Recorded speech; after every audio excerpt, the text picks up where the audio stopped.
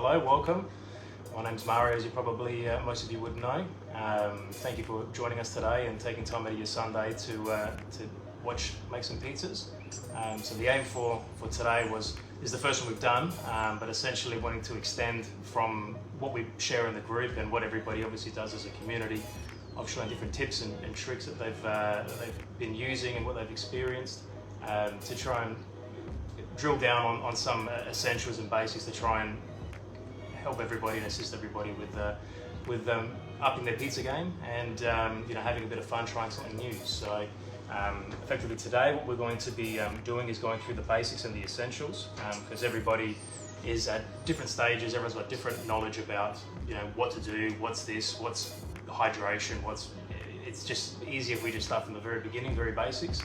And then each month, as we conduct these sessions, we can build upon that knowledge. And essentially, my plan is to have a theme for the particular session, and then a Q&A session afterwards. That way, any questions anyone has, they can jump in the comments and fire away, and we'll be able to answer any issues or questions that you've got, not just relating about the session, but anything in general. So if you've been experiencing something at home that you can't get right, for example, launching pizzas, and you want to find out your help, what can I do?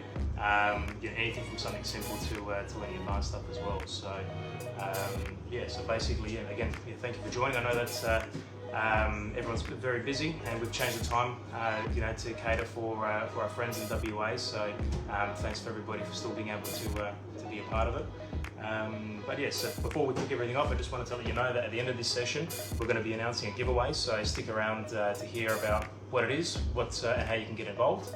And hopefully it's beneficial. And for anyone that's missed out or anyone that knows someone that couldn't attend, we're going to be re-uploading this so everyone can still watch it if they feel that they've missed out. So let's get it started. I've got a couple different camera angles that are going to be moving from. So I'm here on my own, so you've got to bear with me.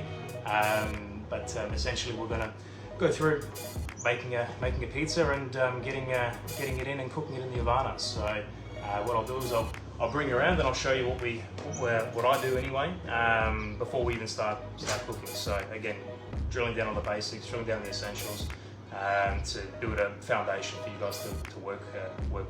So I'll give you a little tour. So the first thing, obviously we've got to fire up the oven. So we've already done that. We've got it preheating with the door on. So we'll just have a look at how we're going with the stone temperature. So the thermometer at the top is saying around 400 roughly, but that's really only ambient temperature. So in the very beginning, when you turn the oven on and it's heating up without anything in there, that temperature will be relatively close to what the stone is. But as soon as you start cooking pizzas, that stone temperature is going to drop, and then that's not going to be matching what that thermometer is. So it's always handy and definitely essential to have a laser thermometer so you can measure what the stone temperature is. So right now that's saying about 445, 430. So we'll leave the door off a little bit, and by the time we're ready to cook, they'll be around 400 where we want it. So pretty much keeping it simple today. Just going to be making some basic margaritas. So I got all my basic toppings ready. So sauce is there. I've got my basil, cheese already chopped and drained, and that's all good. Some parmesan, olive oil and salt, and I've got some semolina ready for dusting the dough balls when they come out. That way, no sticking when we're putting it into the pill. So a nice clean open bench here for prepping. I've got all my toppings all laid out. They're all chopped. They're all ready to go. That way, I'm not having to fumble around with getting toppings ready, breaking cheese to put it on top, cutting tomatoes, whatever you want to put on there. Because the more time you take being distracted and being held up with doing other things that you could have prepped earlier, the longer it's going to be once you've stretched your pizza base, the longer it's going to be sitting down, and the longer time that's on that surface, it's going to be creating moisture and it's going to start sticking. So we want to avoid that.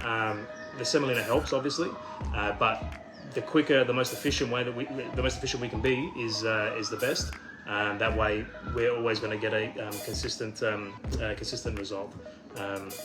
So now, what I've got here is the new silicone dough ball holders, which can also double as toppings containers. You can freeze stuff in there. You can even cook in there. I'm pretty sure up to 200 degrees from what I've read. But the best thing about these, in my opinion, is that you can cold ferment your dough without having to put it in a container that's too big for your fridge. Everyone's limited for fridge space. I know that we definitely are. I've got an outdoor fridge as well, which I temperature control for when I'm cold fermenting, but even that is filled with drinks, filled with other stuff as well. So having the small little containers, you can stack them all up nice and easy, and you're able to do 2, 3, 4, 5 days, whatever you want, depending on your recipe, obviously. But it's a perfect way to be able to get that cold fermented style of dough without having a big dough box taking up space in your fridge, or putting it in a container that's not suitable, and then you've got the effort of trying to take it out afterwards. So these are very, very good, nice and flexible and squishy as well. I give it a bit of a squirt of olive oil around the sides just to help it without the sticking, and I get a little thin spatula. Not really necessary, but I just like to do it just to be safe. Just put it around the sides, so that way it's just separating from the edges. And then what I'll do, I'll go straight in there and just dump it straight on top, bit of a squeeze, and that will pop out. So that will pop right in there. And now what we want to do is want to dust that dough ball, get it all coated in semolina. That way we're not getting any of that stickiness on anything else. And that's going to help with when we launch it and stretch it as well. So nice dust, that way it's all covered nice and even. We'll bring it onto our normal work area here. Just reshape that so it's nice and round. And it's important to make sure that you're always trying to keep it in a round shape, because if it comes out of your dough container, wherever you're getting it from, if it stretches, if it pulls, turns into a triangle, a square, whatever happens, if you don't basically try and reshape that to a circle, you're going to end up with a square pizza, a triangle pizza. So you want to try and make sure that's happening. It makes it all round better experience. So in terms of stretching, there's a few ways that you can do that. I basically go in and just push from the center towards the crust, but without touching the crust, and I'm pushing around and just forming that crust. So once that's basically formed, I'm not touching any of the edges because I don't want to push any of that air out. So give it a flip, that way it's a bit more even. And it's already starting to open up, as you can see. It's not springing back at all. So this dough has been sitting out from being made into balls for about 2 hours. It's pretty warm today, so it's risen a lot quicker, and it's become a lot softer quicker than it normally would be. But basically, anywhere from 2 hours after boiling at room temperature is what to expect from that. So still going around, patting it. Again, a few different ways that you can stretch it more. You can bring it around like this by stretching and pushing and bringing it around, and that can get you nice and around what you want. Or you can do the stretch and slap method, which is basically putting your hand in here in the center, and you're basically pressing to stretch it out, and with your other hand you're gently pulling it, and then you flip it onto your hand and you bring it over. Now, if you do it slowly, it sort of looks a bit uncoordinated, but over time you can build up that muscle memory, and you can do it much quicker. And you sort of got to be, you got to judge what your dough is doing, because if you go too hard with that, you can rip a hole in your dough. So you got to be real, read your dough and feel what it's doing. If it feels like it's too thin and it's becoming like you're about to rip, or you can see it, you can gauge by touching it how it's going essentially. So you want to have a nice consistent thickness all around. You don't want any thick spots or thin spots, because that's how you can get holes, especially when you're putting your peel to then launch it in the oven, even with turning it as well. So if you've got a thin spot, it can potentially tear as it's turning, because it cooks quicker, and it basically breaks away from the rest. But just like everything, it's just experience and doing it essentially. So once that's sort of the shape we want, which is about that, we can give it a bit of an extra flip and a shake. We'll get some of our sauce. So sauce is a controversial one. Some people like to cook their sauce, some people like to have it raw, some people like to flavor it, some people don't. I personally just go with canned whole San Marzano tomatoes, and then I crush them myself, and then I mix a little bit of olive oil, a bit of salt, basil, just keeping it simple. There's enough flavor you're putting on top there, and those particular variety of tomatoes are really flavoursome, and they're not as acidic as well, so you can get away with them not being cooked. So we go around with that, get it all covered, keeping about an inch from the crust roughly, and then we'll get some basil on there. Now again, controversial. Some people put it on top, some people put it on the bottom. I like to put it underneath. Otherwise, you put it on top, it's gonna burn. A little bit of parmesan, cheese. So this is fresh mozzarella or fior di latte, which I've drained, pressed with some between two plates and a bit of weight, and some paper towel just to get as much moisture out of it, because what you want to avoid as much as possible is liquid. So even with your tomatoes, with your sauce, you don't want it to be too liquidy. You can have tomato in there, like the meat of the tomato, but all the liquid is no good, because that just creates more moisture underneath, so it sticks, and you want to avoid that. A little bit of olive oil over the top. Okay, and now we've got a couple ways you can do this as well. So easy way is just basically lift it up a little bit and just go straight underneath like that. Pull the sides just to stretch it out to get it back to a round shape. So we're going to go straight in, and with basically one motion, let it slide in. And now with our turning peel, we'll wait for that edge closest to the flame just to puff up, because we don't want it to get too high and start to cook too much. We want to try and get everything even. We'll go in, and then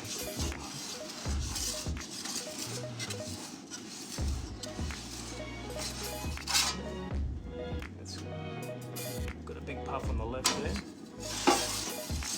and just want to rotate that every 10 seconds or so, just to get that even color all the way around, getting it all rising at the same height as well.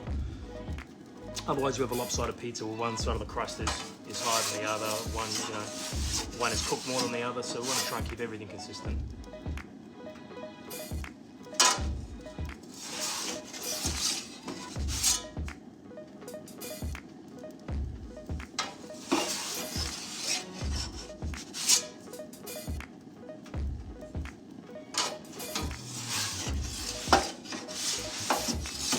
Because this side has got a big bubbles on here, I'm avoiding having them too close to the flame, because that's all full of air. So that dough that is in that particular spot is very thin. So the longer it's there, it's going to cook and burn a lot quicker. So we want to try and nurse those sides, which are very puffy.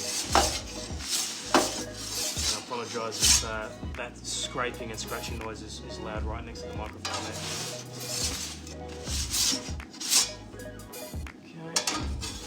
Quick check underneath, that's good. Alright, I'm going to put the door back on, so that will allow the stone to heat back up. Now I've got it on a cooling rack. The reason for that is so to let all this steam that's coming out of the oven to dissipate. That way the bottom of the pizza isn't going to go soggy. And then when you go to cut it, when you go to eat it, it's not going to be a sloppy mess. So we let that sit. So we've got a serving board, we've got a cooling rack. After about, I'd say, 30 seconds to a minute, whenever you get to it, essentially, as long as it doesn't go cold. You can slide it onto your serving board. Give a touch more olive oil, a little bit of salt, maybe a couple pieces of fresh basil over the top.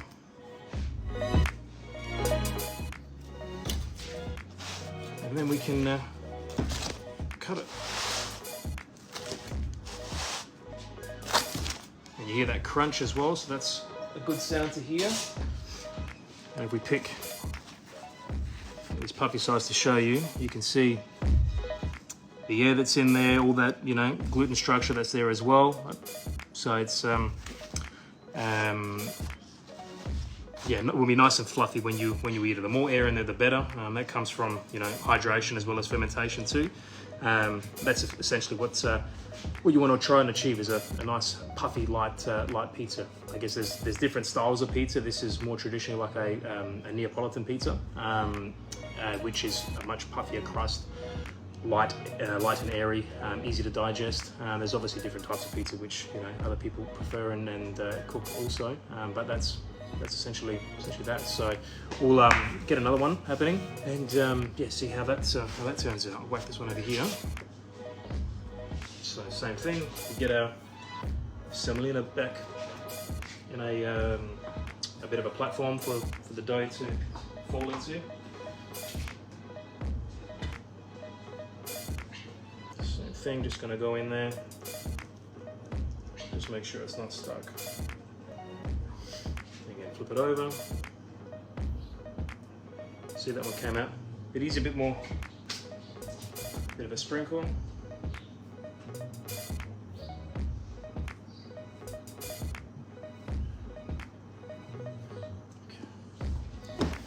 Come back again, get it all rounded, come in and push, and you can just see that air pushing into the crust as you're pushing it away from the center.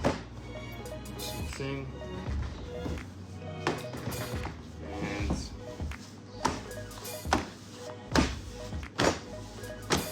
so that opens up a lot quicker. Again, if you sort of take too long and try you know, one thing harder than the other, then you can end up making a mess, but it literally gets it exactly how you want it. And with your hand pushing it, you're judging how thick that base is getting. The same thing, we'll go in again with some more tomatoes.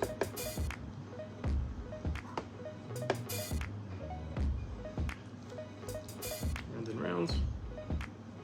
And you see right here, and also here, all this air that's in these in this crust. Now, you think that'd be that's a good thing. Some people do prefer that, but what I typically do with these particular air bubbles, because they're so thin, I just give them a flick so they pop. The reason for that is because that dough right there is so thin, as soon as it goes in the oven and gets close to the flame, that's going to burn straight away and can catch on fire, and then you're going to get a charred pizza, or charred crust I should say. So that's just another thing that I do. Some people don't do that because they want it as airy as possible, but everyone's got their preferences.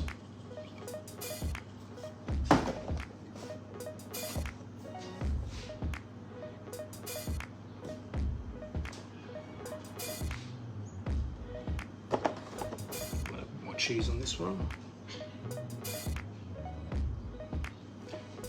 Olive oil. Okay. Do a bit of semolina on the peel, and then literally straight up from the side. And then you can go sort of in one shot like that, and then just open that up again, just to get that back around, straight in.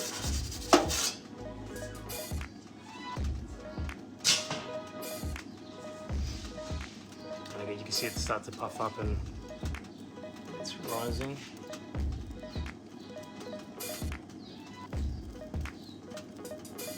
Again, looking for that left side where it's puffing. Once it gets to, you know, about half of what it should be, go in and just make sure you're not tearing the bottom, and then just try and cook everything evenly. So I'm not sure if you can see all the way in the oven, but I'm looking for the back corner there. That's starting to puff up when it gets to the same height as that first side. Spinning it around.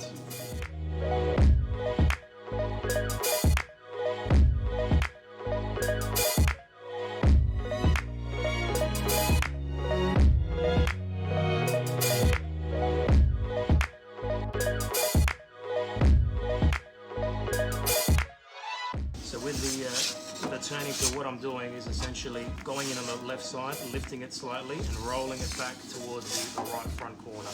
And then I sort of pick it up and place it back in the same spot. The reason we place it back in the same spot is because that's that part of the stone is cooled down with that dough being on top. So if you just put it over in, say, the corner here, that's going to be hotter than initially where you were, so you're going to get an uneven cooking of the bottom. Back on the cooling rack again, so that's now almost ready. And yeah, that's pretty much it. So I guess the essential parts after cooking is basically door back on, let that stone get back to temperature. You don't want that cooling down too much, because especially if you're making more than one pizza, you want to be feeding everybody relatively efficiently. So if it's taking too long to heat back up, then you're going to be waiting longer for your pizzas. Even though they do cook quickly, they only cook that quick when the oven's at the right temperature. So it's definitely essential to make sure that the oven is correct cooking temperature for when you're cooking. So yeah, monitoring the stone, dough, making sure that's at the right point of fermentation too. If you start trying to make pizza with dough that's underproofed, it's going to be very hard to work with. It's going to take a long time to push out and stretch. Even the way that it's going to taste, the texture is going to be very dense, and could even be chewy to a certain degree. So it all just depends on making sure you got everything planned out and prepared. Yeah, that's pretty much it.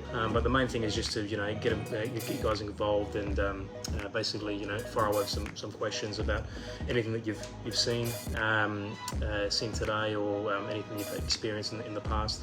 Yeah, basically, so we're going to be giving away some of these dough ball containers. So that's the promotion for this month. So you can win a set.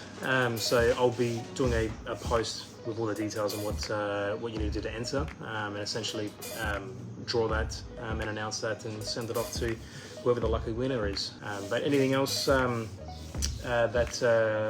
comes up, obviously we'll keep you guys informed. Any new products that we hear about. It's always about, the whole thing about the group is sharing information. So yeah, that's what it's all about. So thank you very much for your time to watching. I hope there was some beneficial information, and yeah, we'll see you in the next one. Thanks, guys.